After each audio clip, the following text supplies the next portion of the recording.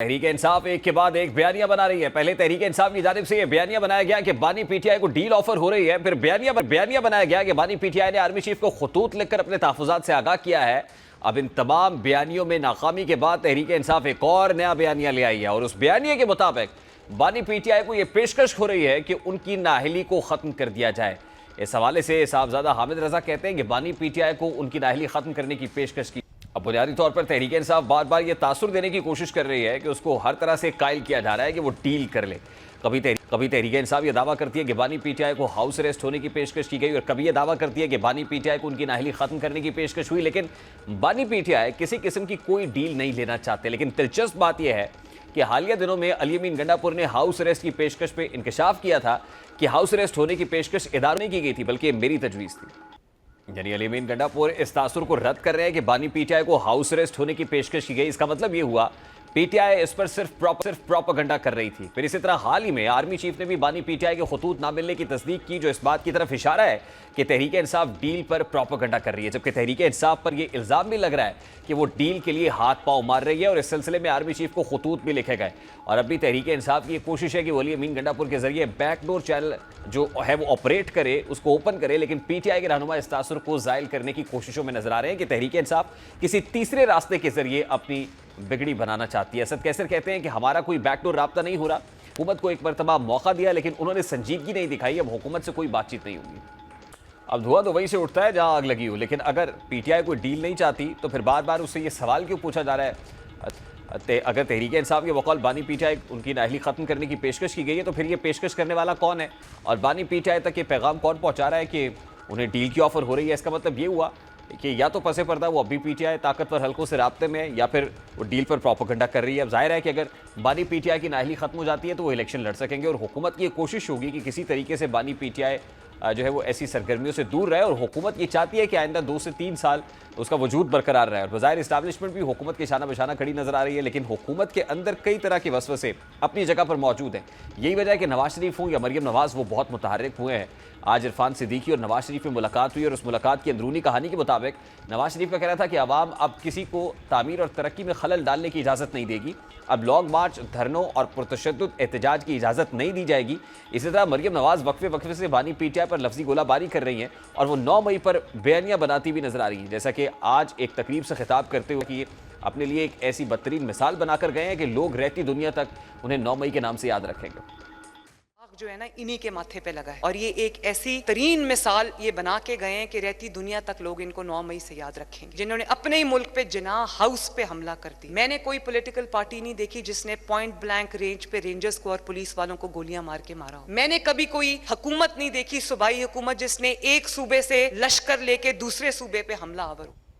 अब हुकूमत की जानिब से 9 मई का जिक्र मानी खेज है। शायद हुकूमत इदारों को यह पैगाम दे रही है कि वो पीटीआई से मुमकिन डील या बातचीत करने से पहले ये सोच लें कि पीटीआई ने 9 मई की सूरत कैसे इदारों पर हमला किया। बहरहाल हुकूमत को तो ये खदशा है कि इदारे उसके साथ रहते हैं या नहीं, जबकि दूसरी जानिब फैसल वोडा यह दावा कर रहे हैं कि हुकूमत अली अमीन गंडापुर के साथ खड़ी है, जो उन्हें हर सूरत तहफ़्फ़ुज़ देगी। इस वक्त पाकिस्तान मुस्लिम लीग नून के मरकजी रहनुमा राना एहसान अफजल साहब ने भी ज्वाइन किया है। अस्सलाम वालेकुम राना एहसान अफजल साहब, बहुत बहुत शुक्रिया आपके वक्त के लिए। सबसे पहले तो बड़ा सादा सा सवाल है, गुज़श्ता रोज़ अलीमा खान साहिबा ने कहा, फिर हामिद रजा साहब ये कह रहे हैं कि बानी पीटीआई को डील ऑफर हो रही है। ये बानी पीटीआई को अडियाला जेल में कौन डील ऑफर कर रहा है राना एहसान अफजल साहब? बिस्मिल्लाहिर्रहमानिर्रहीम। देखें, इनकी ख्वाहिश है कि इनको डील ऑफर हो। पहले गंडापुर साहब ने कहा कि 99% जो है वो मामला तय पा गए हैं और बस 1% रह गया है, लेकिन वो 1% फिर नहीं इनको हुआ और अब वो खत पे खत लिख रहे हैं। तो अगर कोई डील ऑफर होनी होती तो मेरे ख्याल से इनके खत का जवाब कोई लिख देता या कोई, तो ये इनकी ख्वाहिशात हैं या इनके मफरूज़े हैं या अपनी नौकरी बचाने के लिए जो है ये लोग इस तरह के दावे करते हैं।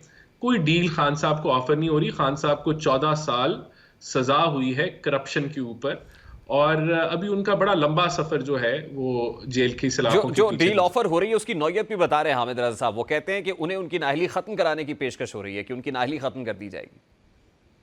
चलें फिर करा लें, अगर ऐसी डील कोई ऑफर हो रही है तो फिर कर लें। हमारे नज़दीक तो ये मफरूज़े हैं और इनमें कोई हकीकत नहीं है।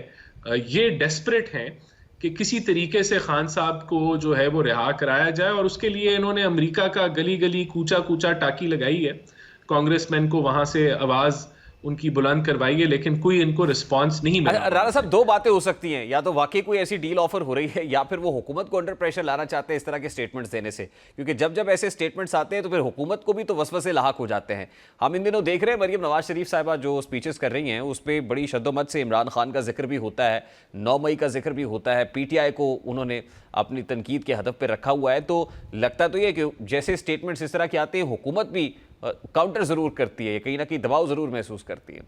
नहीं, देखिए, हुकूमत सवालों के जवाब देती है। हुकूमत अल्हम्दुलिल्लाह बड़ी कंफर्टेबल है और हुकूमत समझती है कि अगला इलेक्शन 2029 में होगा और तब तक प्राइम मिनिस्टर शहबाज शरीफ जो हैं इस मुल्क को माशी तौर पे बिल्कुल मजबूत कर लेंगे। तो हमें कोई जो है वो डिस्कम्फर्ट नहीं होता जब पीटीआई ऐसे क्लेम करती है, क्योंकि उनमें कोई हकायक नहीं है।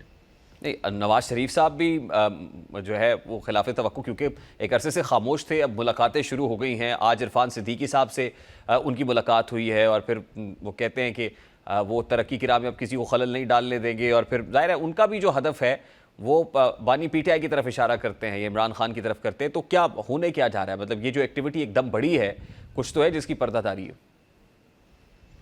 देखिए, अब एक्टिविटी इसलिए बड़ी है क्योंकि एक साल आंखें झुका के और सर झुका के मेहनत की गई है इकोनॉमी के ऊपर और मुख्तलिफ प्रोजेक्ट्स के ऊपर, और फिर एक साल बाद अवाम को बताया गया है कि हमने क्या अचीव किया है। तो ये नेचुरल है कि हुकूमत जब भी इक़्तिदार में आती है तो वो शुरू का जो फेज़ होता है उसमें आपकी कोशिश होती है कि कुछ आप डिलीवर करें, और फिर एक साल के बाद ये अवाम के पास हम गए हैं, हमने उनको बताया है कि हमने एक साल में क्या अचीव किया है।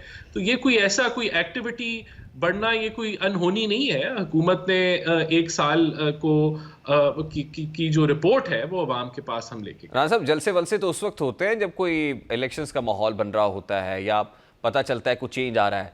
तो ये जो जलसे शुरू हो गए हैं कंसिस्टेंटली, ये क्या कोई तब्दीली आ रही है?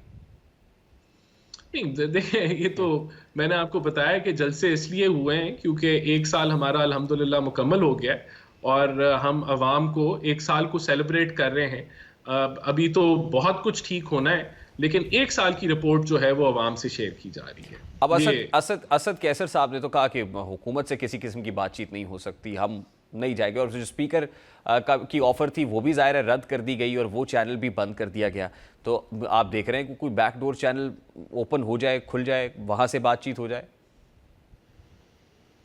देखें, बात यह है कि एक ही चैनल हमने तो ऑफर किया है और वो हाउस की कमेटी है, और पार्लियामेंट ही वो फोरम है जहां सियासी हरीफों को इकट्ठे होने की ज़रूरत है और मुल्क के मफादात के ऊपर इकट्ठे बातचीत करने की ज़रूरत है। वो हमने ऑफर कर दिया है, कोई बैक चैनल नहीं है, वही चैनल है, वही बातचीत होगी, पार्लियामेंट के फोरम पे होगी, उसके अलावा तो और कहीं नहीं हो सकती। मैं बैकडोर चैनल की बात इसलिए कर रहा हूँ ना कि फैसल वाडा साहब ने भी ये कहा कि अली अमीन गंडापुर को तो हुकूमत प्रोटेक्ट करेगी। तो क्या अली अमीन गंडापुर को ब्रिज का रोल प्ले कर रहे हैं कहीं बानी पीटीआई या पीटीआई और कंसर्न क्वार्टर्स के बाबत? ये देखें, ये तो फैसल वाडा साहब का अपना तज्जिया है या ओपिनियन है। मेरे ख्याल से गंडापुर साहब जो हैं, ना कोई हुकूमत उनको प्रोटेक्ट करेगी, ना हमें उनको प्रोटेक्ट करने की ज़रूरत है। ये तो इनकी पार्टी का इंटरनल मैटर है, और मैं तो समझता हूँ कि अगर हमारा बस चढ़े तो हम तो चाहेंगे कि कोई अहल आदमी चीफ मिनिस्टर की कुर्सी पे आए केपीके में, क्योंकि वहाँ शदीद गवर्नेंस के इशूज़ हैं और मिसमैनेज हो रहा है सूबा। करप्शन भी वहाँ रैम्पेंट है, education, health, law and order total collapse हो चुका है। सूबे के अंदर बहुत सारे एरियाज नो-गो एरियाज बन चुके हैं और इनकी तवज्जो कतई तौर पे नहीं है। तो एज अ वफाक का स्पोक्स पर्सन मैं तो चाहूँगा कि वहाँ कम अज़ कम एटलीस्ट ऐसा बंदा हो जो गवर्नेंस के हवालों से सीरियस हो, जो कि केपी के चीफ मिनिस्टर कतई तौर पे नहीं है। वहाँ बिल्कुल तबाह हुई है governance. Rana sahab, as far as judiciary is concerned, जजेस परेशान हैं, लीगल फर्टर्निटी इज कंसर्न, वकला परेशान नजर आते हैं, जर्नलिस्ट कम्युनिटी जो है वो भी परेशान नजर आती है। As far as PECA act is concerned, opposition तो प्रॉब्लम में है ही। तो क्या ये सब फैक्टर्स कम नहीं हैं हुकूमत को दबाव में लाने के लिए, या हुकूमत के लिए डिस्टर्बिंग नहीं है ये? देखें, जुडिशरी की अगर बात करें तो वकला की जो मेजॉरिटी बार्स हैं, चाहे सुप्रीम कोर्ट बार हो, पाकिस्तान बार हो, चारों सूबों की जो बार काउंसिल्स हैं, वो उन्होंने रद्द किया है और उन्होंने 26वीं आईनी तरमीम को जो है वो कहा है कि वो हो गई है और अब वही आइन का हिस्सा है। तो वकला की एक माइनॉरिटी है जो प्रोटेस्ट कर रही है।